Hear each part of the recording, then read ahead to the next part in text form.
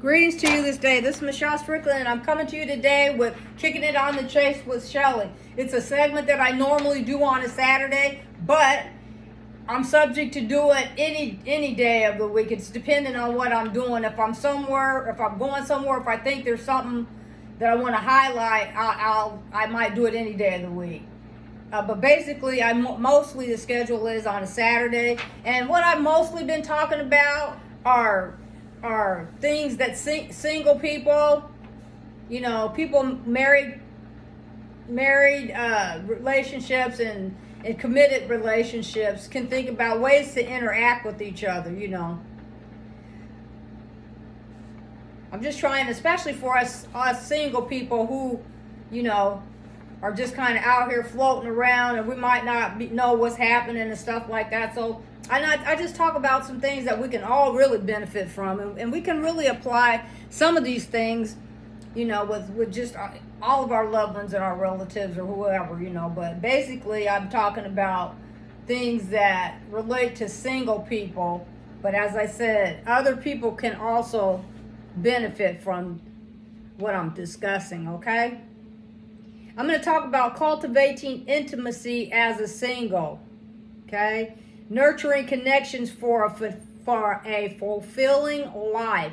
We don't have, just because we're single, we don't have to wear the cloak of dread on us, It doesn't have to be this horrible thing, And for me, most of the time, it's not. Sometimes, I have my moments where I get bored or something like that, but I would much rather have peace of mind than be with someone that we don't get along with each other.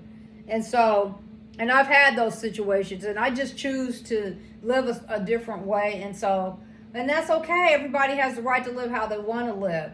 But I don't want single people out there especially to feel so isolated from the world because you're single. So what I do in this segment is I give you suggestions, and I remind you of some things you may already know but forgot maybe, or just to remind you, to kickstart you into, becoming more active as a single, okay? And there's different ways to do it. And then, but I just talk about different types of things. So anyway, embrace, vulnerability. Embracing vulnerability is the cornerstone of intimacy. Share your thoughts, fears, and dreams with trusted friends and family. When you allow yourself to be open, you create a space of genuine connections to flourish. By revealing your true self to invite others to that invites others to do the same. Sorry about that. The benefit, as you share your vulnerabilities, you'll find a deeper sense of understanding and support from those around you. This can lead to stronger, more meaningful relationships. Active listening. Intimacy is a two-way street. Active listening to others shows that you value their perspective and care about their experiences. Avoid distractions and focus on the person speaking. Ask follow-up questions to demonstrate your interest. Benefit. Through active listening, you foster an environment of trust and mutual respect. This leads to more meaningful interactions, and it lays a foundation of lasting connections. And I believe in that, Practice empathy. Put yourself in others' shoes. Try to understand their feelings and experiences, even if they differ from your own. Empathy allows you to connect on a deeper level and create a sense of shared understanding. The benefit. When you show empathy, you create a supportive atmosphere where people feel seen and heard.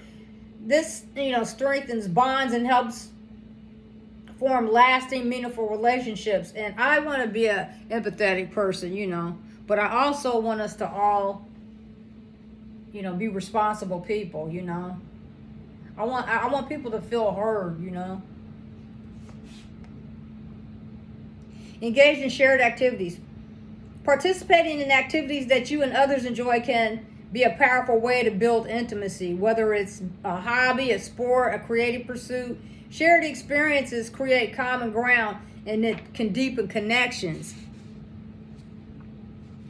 celebrate milestones and achievements. And I really believe in that. And I do this for myself, you know. I set goals for myself, and I accomplish the goals that I can accomplish first, the fastest. So I try to knock it out like that. It's just, you know, be systematic, figure out how to be organized about what I'm doing, and I just take my time. I'm just take my time at it and until I reach it. But when I do reach a cornerstone, I do celebrate in my own way to acknowledge myself for my accomplishments. And I think everybody should do that, even with other people than your, you know, any of your other loved ones or your friends or whatever, you know. I think it's important to celebrate each other, you know. It shows genuine interest in the accomplishments of those around you. Celebrate their successes, no matter how big or small. This demonstrates your support and reinforces a sense of shared joy. The benefit: acknowledging others' achievements fosters a positive, uplifting environment. It strengthens relationships and creates a network of mutual encouragement. And I believe in that. And that's why I don't like being around negative people, you know. I might have to work with negative people, but I'm going to try to encourage them, you know, to be decent, you know. But in my personal environment, I don't like a lot of drama. And I don't like people trying to drag me into drama. And so whenever I get, you know, when I see that there's a lot of drama-filled situations, I back out of it. I get away from it because I don't want to deal with all of that. It doesn't have to be so complicated. Life doesn't have to be so dramatic, over dramatic. And people just go overboard with stuff. So for me, I try to be very cautious with who I deal with, you know, because I've met some really raunchy people.